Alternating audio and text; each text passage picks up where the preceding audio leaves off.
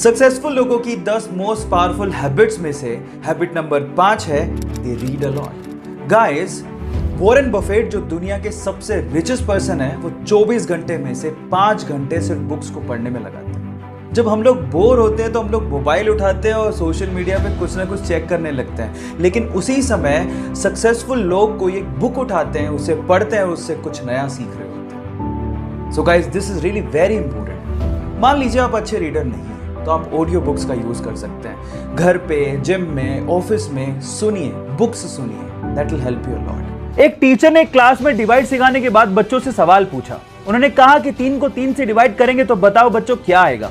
तो सब बच्चों ने जवाब दिया 1।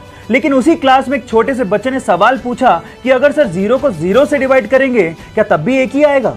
अब सवाल दिखने में छोटा लगता है, उस वक्त बच्चे सुन के हंसने लगे थे, लेकिन इसी सवाल का जवाब ढूंढने में गणितज्ञों को सालों लग गए। Yes, I am talking about Ramanujan, जिन्होंने अपने 32 साल की छोटी सी जिंदगी में गरीबी होने के बावजूद भी गणित में इतना लगाव होने की वजह से 4000 के करीब मैथमेटिकल इक्वेशंस की डिस्कवरी कर डाली, और इसी वजह से उनके जन्मदिन को हम लोग नेशनल मैथ्स डे के रूप में मनाते हैं। सो गाइस, उनकी जिंदगी से हम लोग ये सीख सकते हैं कि जिंदगी लंबी नहीं, बड़ी होनी चाहिए। एक 15 साल का लड़का भारतीय स्वतंत्रता आंदोलन में गिरफ्तारियों की वजह से कटघरे में खड़ा था। जज ने उसको पूछा, तुम्हारा नाम क्या है? बोले आजाद। तुम्हारे बाप का नाम क्या है? बोले स्वतंत्रता। कहाँ रहते हो? बोले जेल। ये सुन के जज ने उसको 15 कोड़ों की सजा सुनाई।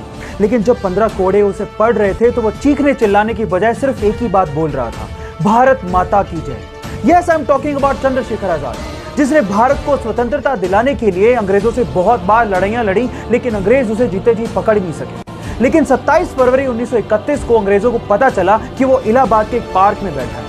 उसे चारों तरफ से घेर लिया गया, गोलीबारी शुरू हो गई। उसने भी अंग्रेजों का डट के सामना किया, लेकिन जब उसकी बंदूक में लास्ट गोली बची थी तो उसने अपने आप को मार ली। जानते हैं क्यों?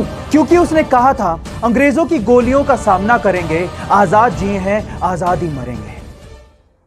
अगर आपको लगता है कि आप अपने पैशन को फॉलो कर रहे हैं लेकिन उसमें सक्सेसफुल नहीं हो पा रहे, जो आप अचीव करना चाहते हैं वो अचीव नहीं कर पा रहे, तो उसके 5 रीजन हो सकते हैं। Reason number 1, it's not do और डाई फॉर यू।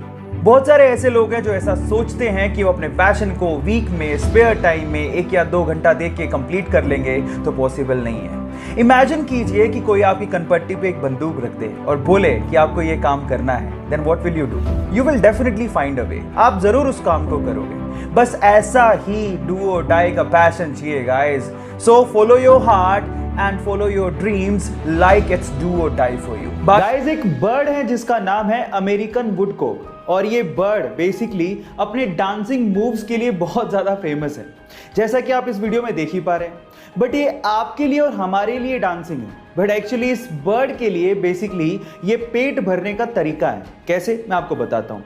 एक्चुअली जब ये बर्ड रेत पर आगे बढ़ता है तो अपने पैरों पर पूरा अपनी बॉडी का वेट डाल देता है, जिसकी प्रेशर की वजह से रेत पर जो सरफेस पे कीड़े होते हैं वो बाहर आ जाते हैं। फिर क्या, उसके बाद वो कीड़ों को खाते हैं और अपना पेट भरते हैं। है ना ये अमेजिंग ट्रिक? क्या इसके पहले तक इफेक्ट आपको पता था? और अगर नहीं पता था तो चैट सेक्शन में लिखना मत भूलिएगा।